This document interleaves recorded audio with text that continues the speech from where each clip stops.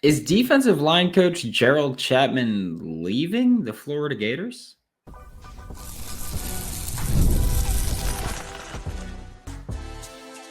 You are Locked On Gators, your daily podcast on the Florida Gators. Part of the Locked On Podcast Network, your team every day. Hello and welcome back to another episode of Locked On Gators, part of the Locked On Podcast Network, your team every day. Thanks for making Locked On Gators your first listen of the day every day. We are available daily and free wherever you listen to podcasts and on YouTube. Happy Monday. I am back home. I am Brandon Olsen. Find me on Twitter at WNS_Brandon. Find all my written work with New York Giants on SI. Super Bowl 59 is here, and there's no better way to make every play more exciting than with FanDuel Sportsbook. New customers can bet just $5, and if you win, you'll score $200 in bonus bets. Download the app or head to FanDuel.com to get started. And first off, thank you to everybody that supported and kept coming in with the Senior Bowl stuff. But Florida Gators defensive lineman Gerald Chatman is reportedly interviewing with the Chicago Bears for their defensive line job. Which I will also say, how rude. Met him on Wednesday, and he said no such thing. Granted, we literally just said hi, but whatever. Besides that, he could have been like, hey, by the way.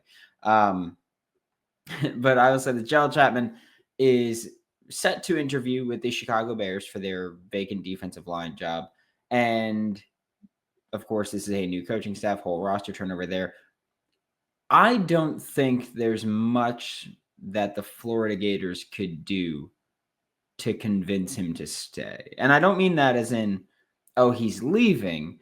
I mean that as in, if he wants to leave, he's gonna leave. That's exactly what I mean by that. Because if a guy wants an NFL coaching job and an NFL coaching job presents itself, he's probably going to take the NFL coaching job. And that's not a bad thing for Florida or Billy or anything. Yes, it's a bad thing that he would be leaving, but it's not a bad thing as in, oh, he's leaving because he hates Florida. I think that, and a lot of the subtext insiders mention this, which if you're not part of the insider program and you want to be, the link's in the description below. But when I sent out the message on Saturday morning-ish, maybe early afternoon, I think it was morning, about Gerald Chatman taking the interview, there were quite a few people that went, oh, well, Billy needs to give him a raise now. Billy needs to do this. And I don't think that matters so much. Obviously, it would be nice, but one, Billy can't just go, oh, every time you have an interview somewhere else, I'm going to give you a raise to keep you. Because then there would be coaches that are just like, well, I'm going to take the interview because I'll get, like, I have no interest of taking the job, but I'll take the interview if it means that I'm going to get more money at my current place. And so you would see coaches do that, which they do already, which has become more obvious.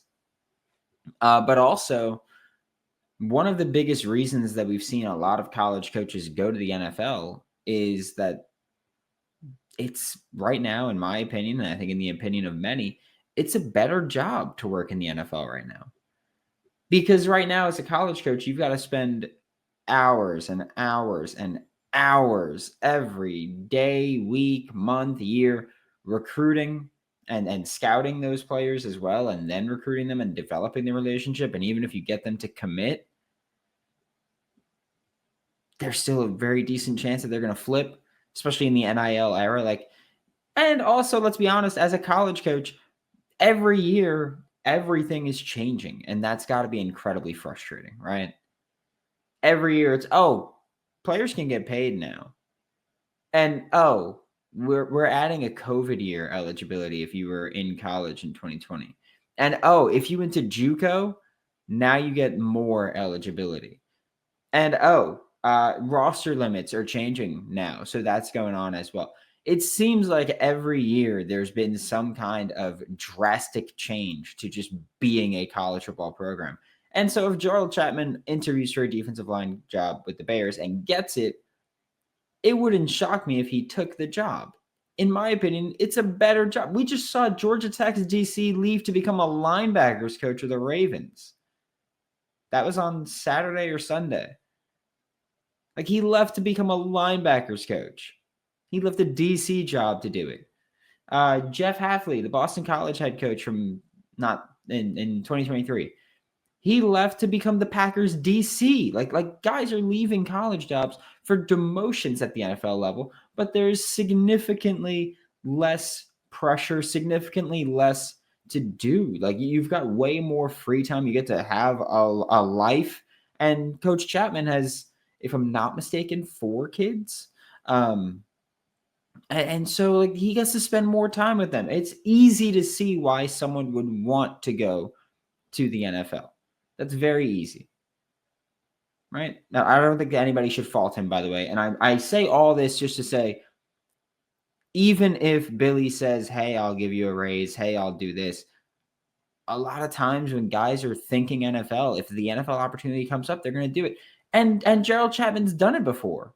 Gerald Chatman left college to go to the NFL in 2016, left college to go to the NFL in 2019. Like, he's done it before. The NFL is a significantly better job at this point in time. Right? And so I think that there's that layer to it. I will also say this. I spoke with someone on Saturday about this, and someone with the Bears, and their feel was probably not likely that he's going to get hired or going to get offered the job with Chicago.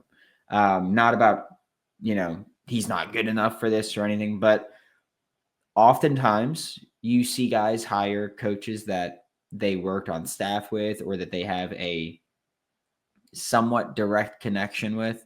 And the only direct connection that I could really find with Dennis Allen and Gerald Chatman, Dennis Allen being the Bears defensive coordinator, and after they hired Ben Johnson, the only direct connection I can kind of find is like, hey, they were both in New Orleans at the same time.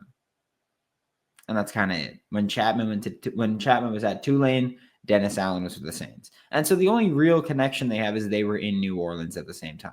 As far as working together, we've never seen that. We don't know how that would work out. But also, Dennis Allen has probably a big enough Rolodex where he can go hire someone that might be more qualified or might be a better fit for the defense in Chicago. So I do think that he's not going to get this job. I don't think Gerald Chatman's going to leave. I don't think he's going to get the job. But it does feel as though it's become a matter of when he leaves, not if he leaves. And I'm not saying that that's going to happen this year. Like, I'm not going to say, oh, he got this Bears interview, now he's going to go get a Jaguars interview. Like, I don't think that, but I do think him taking the interview kind of expresses his intention that, hey, I want to go to the NFL. I want to coach the NFL.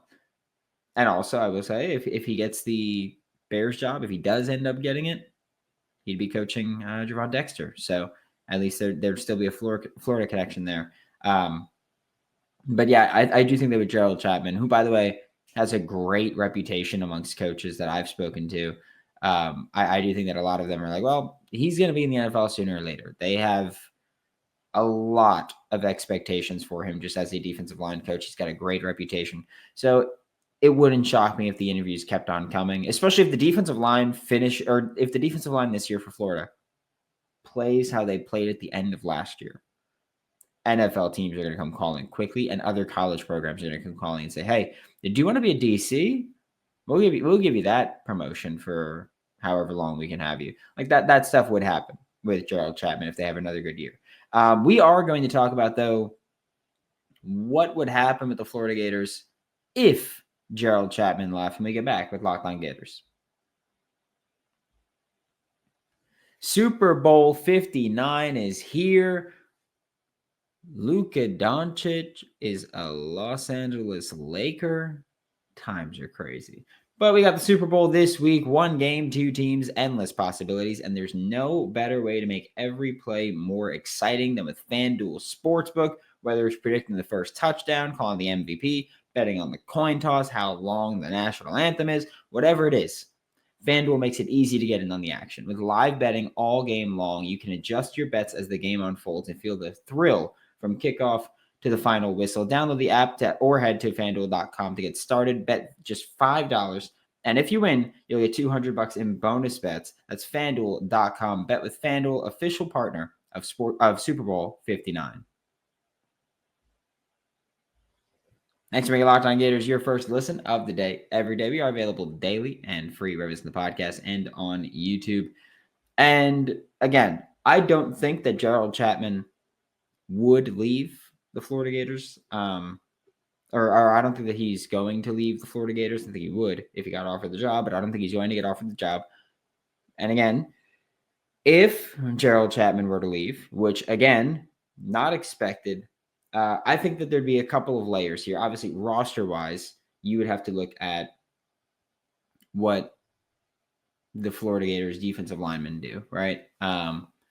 You would have the possibility of and we'll say this, Gerald Chatman was a big part. Caleb Banks and Tyreek Sapp came back to the Florida Gators. They are both eligible to leave as grad transfers if they wanted to do that, but I very much don't think that would happen if Gerald Chatman left. They didn't come to Gainesville to be coached by Gerald Chatman. That happened for both of them this past year. I don't think they would leave at all, especially because it's not like he's leaving to go be a DC at another college and they would go follow him. So the people that I saw on, I think it's Twitter, saying if Chatman leaves, then Banks and Sapp might leave. I don't think that that's likely at all. Let's not chicken little this thing. But I do think as far as replacing Gerald Chatman, Florida Gators would likely need to go outside for the hire. There is nobody on the staff that's a GA or a quality control coach that is even remotely qualified to become the next defensive line coach at the University of Florida.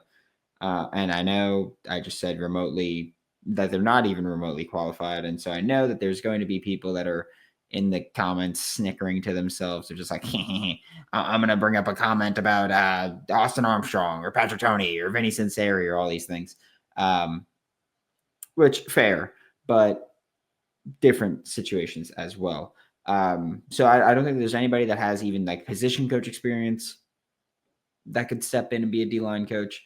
But I do think that when you look at the external possibilities, there's 3 names that really come to mind for me.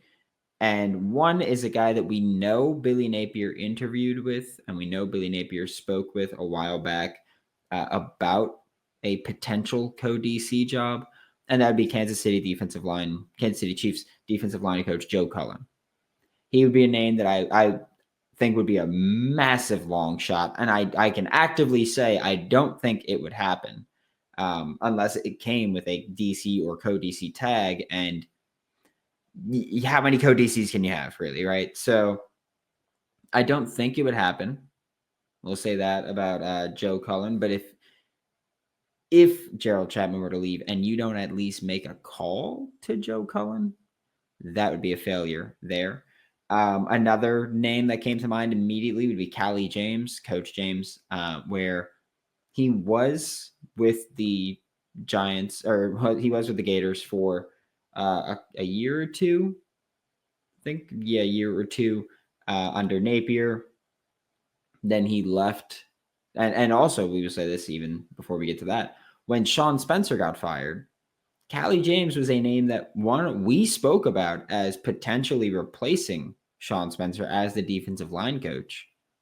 And 2, that they spoke to about replacing Sean Spencer as the defensive line coach, potentially replacing Sean Spencer as the defensive line coach. Okay. So would be a name that is familiar with the University of Florida, familiar with the coaching staff. The coaching staff knows that they can work with him. Would make a lot of sense there.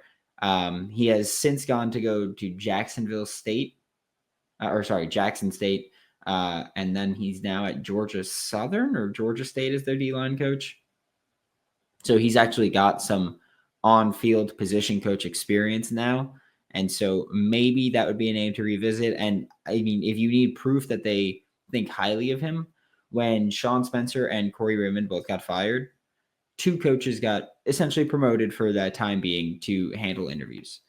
And that was Chad Lucas, who still with the Florida Gators, still does a fantastic job, still very involved with recruiting. And Callie James went on the road to talk to the defensive line recruits that they were recruiting at the time and trying to lock in. And so Callie James was trusted with that responsibility.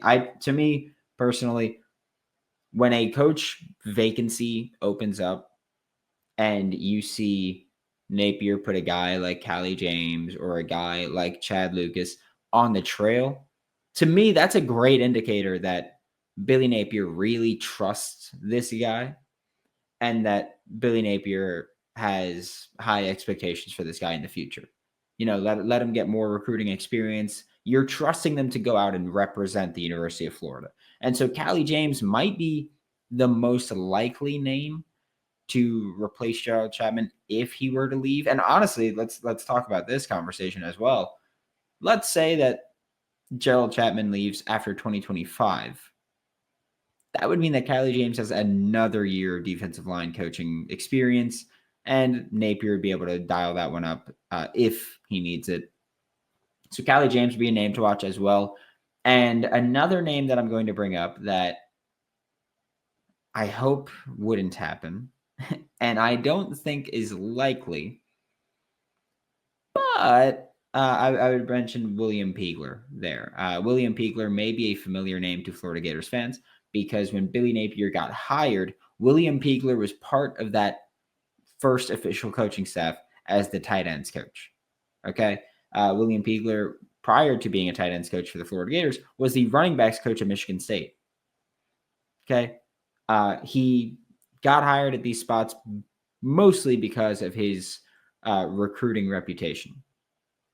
William Peagler has a very good reputation of being a good recruiter, being a good relationship developer, and getting through that. And William Peagler, after leaving the Florida Gators after the 2022 season,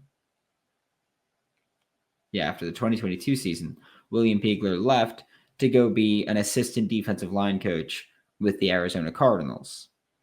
And so there you go with the actual defensive line coach experience. He now has some of that in the NFL for a defensive line that has improved. I'm not saying he's the reason that they improved. I'm not implying that at all. But that has improved, that he knows how to coach a defensive line to play in this type of system. William Peagler now with the Arizona Cardinals. The Arizona Cardinals head coach is Jonathan Gannon. He runs a very similar defensive system to what the Florida Gators play right now. Like he runs a lot of what they run. So William Peagler has experience being an assistant defensive line coach there, which assistant defensive line coaches in the NFL, I believe, are more involved than in college. And so he would be able to come over. Jonathan DeCoster also came over last year from the NFL as an assistant O-line coach and has gotten some rave reviews so far. So those would be probably the three names that we talk about most.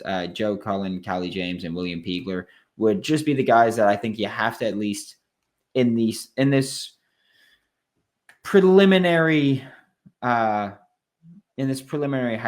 we'll call it. That's what we're going to use to describe it now. Those would be three names to mention. We are going to flip to basketball for the rest of the show because they are frustrating as hell as always. Love it when we get back with Locked On Gators.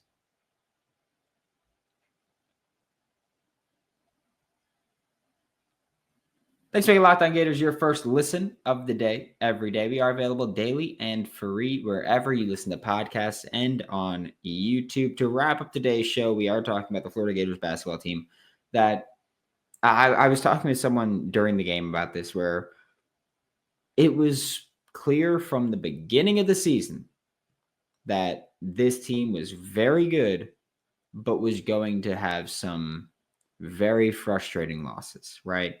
And yeah, they're 18-3. They're looking awesome, right? But they have had too many close calls, too many games where it's like, man, you're lucky the other team sucked, or the other team really struggled, to be like, okay, well, they're definitively an elite team. I do think that it's fair for people to start, I don't want to say doubting or talking about, but like maybe they just aren't really the Final Four team like we thought. I still don't think that's the case, but earlier in the year, we were like, okay, like they're struggling when conference play opened up, basically. We were like, all right, they're struggling here, but at the same time, they're playing good teams.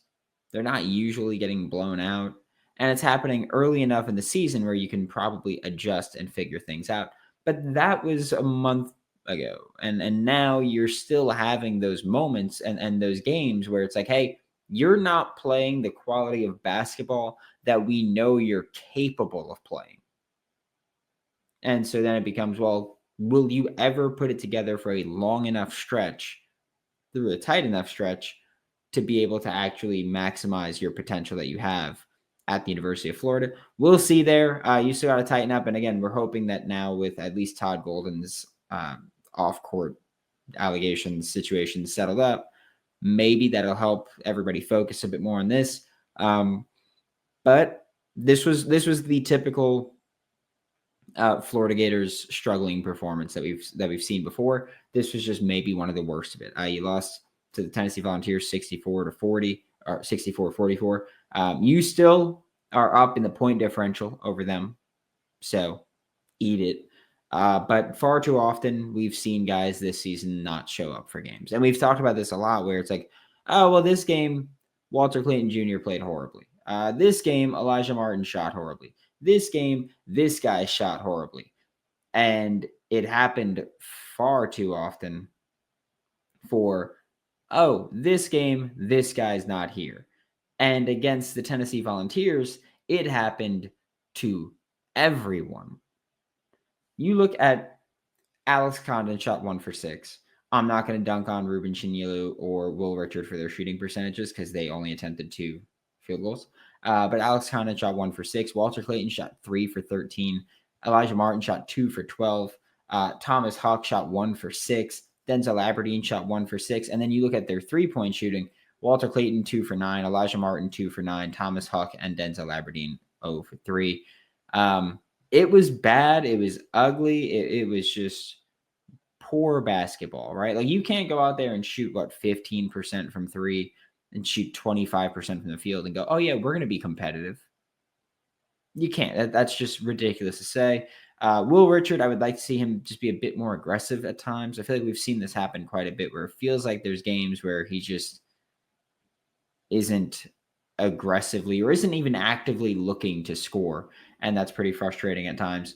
But I will also say this because I saw people say like, oh, this is just a horrible game all around. It kind of wasn't, right? This time it was just the offense. They all just shot poorly. But it wasn't that this was just a terrible game from front to back for offense and defense for the Gators, because defense played pretty decent. I mean, if I would have told you that the Florida Gators gave Tennessee an insane amount of opportunities just because they missed so many, so there were so many rebounds available, that the Florida Gators were out-rebounded by the Tennessee Volunteers. It's like we've seen Florida out-rebound the other team and still lose a game. Like their whole shtick is, hey, we can out-rebound anybody. And now you were out-rebounded 40-37. Your offensive rebounds, your percentage was not good on offensive rebounds. It was lower than it's been for a long while. And Tennessee's was better than it's been. And so for Florida, you were out-rebounded and you didn't get those second chance opportunities that you usually get. And that's how you beat Florida. You just don't let them get the offensive rebounds because they're going to have people that are shooting poorly. But as long as they get offensive rebounds, they're cool with it because they're still getting more looks. And so Florida got out-rebounded. And the Florida Gators had 13 turnovers, which, by the way, all Florida turnovers came from Walter Clayton Jr., Will Richard, Thomas Huck, and Sam Alexis. That's it. Those were the people that turned the ball over. That was it. So there's that. But Florida got out-rebounded, had 13 turnovers, and only forced 7 turnovers. So you got almost doubled in that area. All that, and you still only allowed 64 points to Tennessee, 10 fewer points than Tennessee averages. Defense wasn't the issue in this game, and defense has been the issue before, but defense wasn't the issue in this game. It was the offense. And so I think that while, yeah, and I know that people hate how I criticize the Florida Gators basketball team. I get it. But this is a game where, like, your offense didn't show up. We knew that there would be performances like this. It's embarrassing to have a game like that, but it's not surprising to have a game like that, in my opinion. At least offensively, like, it's yeah, sure, 44 points may be a bit egregious, but it's not surprising that your team had a game like this, because Walter Clayton Jr. and Elijah Martin take up such a large percentage of your shots attempted that if both of them are off, your team's probably going to struggle offensively, right? Like if the guys who shot, they shot 25 shots. As a team, you shot 53 shots. They shot almost half of your shots. If they're off, your team's going to be off unless everyone else is on. And that's just not reasonable to expect, especially when there's a reason they take so many of your shots. So this was an embarrassing game. But again, it's a game where we kind of, writing was on the wall that Florida would have a game like this at some point this season. We talked about it from the beginning of SEC play. We were like, hey, this is going to be a team that has some really bad games here and there and loses games embarrassingly in ways they shouldn't. And that's what happened. That's why I'm not going to kill them. Like, this is a game that we expected. It happened now. Hopefully that this experience will make you be like, okay, we can't let that experience happen again. We can't let that happen again. And so hopefully they learn from that. It does make people question if they're a true Final Four caliber team, like we've been talking about, but I don't think that this should be the performance to base that off of, because I think this was their worst offensive performance that we'll see all season.